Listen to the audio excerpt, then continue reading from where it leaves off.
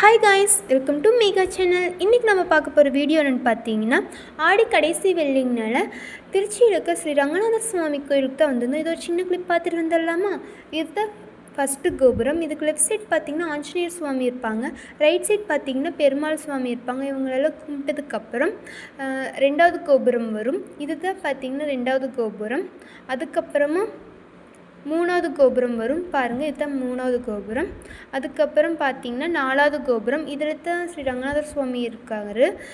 இதுக்கு left side பார்த்திங்கன்னா நம்ம லக்கேஜ் எல்லாம் வாங்கி வைப்பாங்க. அதை கொடுத்ததுக்கப்புறம் நம்ம உள்ளே போனோம்னா ஆண்டாளை தரிசிக்க முடிஞ்சு. ஸ்ரீ ரங்கநாத சுவாமி கோயிலில் ஆண்டாள் லட்சுமி தான் ரொம்ப விசேஷமான. இவங்களை பார்க்குறது ரொம்பவுமே புண்ணியம் கூட. நாங்கள் வந்து ஆண்டாளை தான் பார்க்க முடிஞ்சு, லட்சுமி பார்க்க முடியல. லட்சுமி யானையை, ஆண்டாள் யானையை பார்த்து தரிசிச்சுட்டு பார்த்திங்கன்னா நம்ம சாமி கும்பிட்றதுக்கு ஒரு 3 ஹவர்ஸ்க்கு மேலே ஆயிடுச்சு. எப்படியோ வெயிட் பண்ணி சாமி கும்பிட்டு வெளியே வந்தோம்னா இதுக்குள்ளே தான் நம்மளோட ஸ்ரீ ரங்கநாத சுவாமி இருக்காங்க. சாமி கும்பிட்டதுக்கப்புறம் வெளியே வந்து பிரசாதமெல்லாம் வாங்கிட்டு வந்துட்டு அப்படியே சாமி கும்பிட்டாச்சு. பொங்கல் கொடுத்தாங்க பிரசாதமும்.